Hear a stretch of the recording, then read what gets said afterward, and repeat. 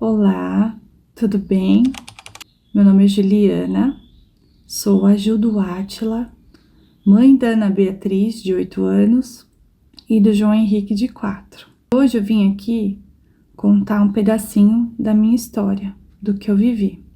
Primeiro eu queria te falar que eu sou nascida e criada dentro da igreja evangélica.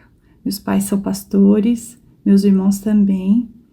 E por que eu digo isso? É para te dizer que todas nós estamos sujeitas a passar por dificuldades, de situações difíceis, por desertos, por aflições, e isso não deve ser uma vergonha.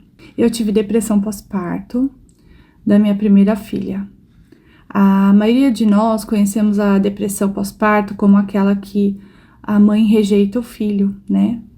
Não quer cuidar, não quer amamentar. Mas a minha depressão foi diferente.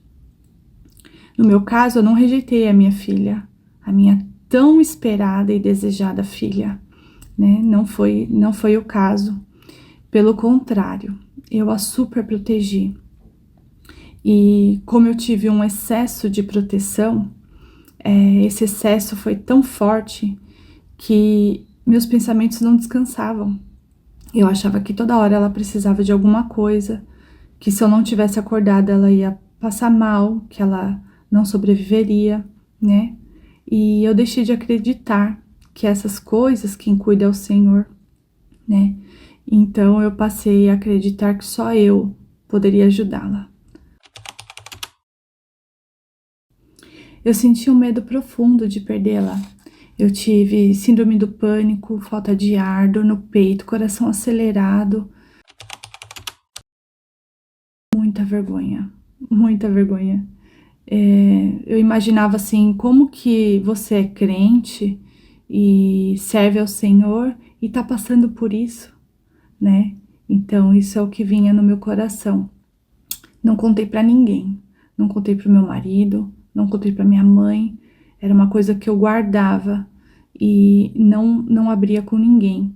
Eu achei que se eu controlasse os meus pensamentos, as minhas emoções, eu conseguiria sair dessa situação sem ninguém saber. Foram 1 ano e 8 meses para mim aceitar que eu estava em depressão e eu precisava de ajuda. Em um dia, eu estava numa cidade distante de onde eu moro, em uma reunião de mulheres, e uma moça se aproximou, né, de mim e disse assim: eu conheço esse olhar. Você está com depressão. E quando ela falou isso, eu senti que era o Espírito Santo me falando, né? E eu vi aí a oportunidade de conseguir falar sobre essa situação sem ser julgada por, olha, ela faz isso, mas passa por isso, né? Foi muito forte e o Espírito Santo falou: é hora de se cuidar. E depois de muita conversa, a maioria pelo WhatsApp, né? Eu entendi que eu precisava compartilhar. Compartilhei com meu marido e aí um processo começou a acontecer na minha vida, um processo de cura. Durante o processo de cura, eu descobri que existiu alguns gatilhos, né, que me fez passar por isso. Então, o primeiro gatilho que eu percebi foi ter perdido o meu primeiro bebê. Eu perdi um bebê que eu esperava muito, né? Sufoquei meus sentimentos, escondi a minha dor. E aí eu não queria que ninguém me visse sofrer, né? Pela perda que eu tinha tido. E quando começou essa minha gestação da minha filha, eu tive outro sangramento. Começou tudo de novo, aquela situação veio todinha na minha mente de novo. E eu tive que ficar por repouso durante 3 meses. E como eu não contei pra ninguém, eu passei 3 meses dentro de casa sozinha, e na solidão. Então, um dos gatilhos foi ter perdido um bebê. O outro foi a solidão. Eu me sentia muito sozinha, ficava muito tempo sozinha e não compartilhava minhas angústias com ninguém, porque eu tinha que manter a minha aparência de ser forte. Então, depois de tudo isso que eu vivi, o que eu tenho para dizer dessa situação? Primeiro, não julgue ninguém. A gente não sabe quais são os gigantes que essa pessoa enfrenta todos os dias. A gente não sabe os medos, as angústias, os problemas, né? Que a gente tem que ter mais empatia. Segundo, a luta nem sempre é consequência de um pecado. Às vezes a gente fala, nossa, tá passando por isso porque fez algo errado.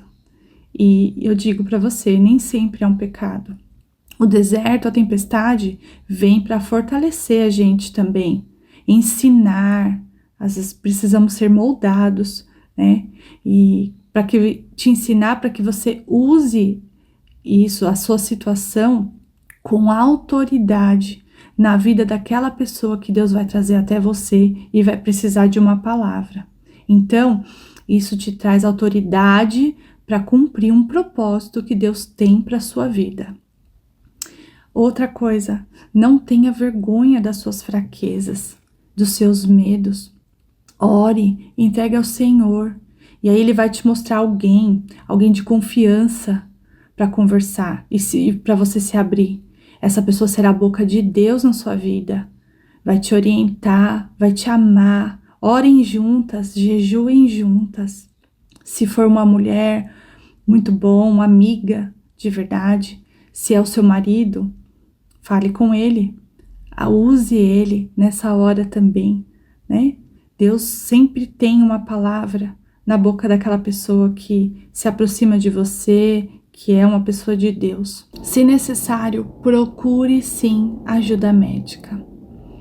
Deus capacita, usa um profissional e a ciência para curar também, porque tudo é dele e é por ele.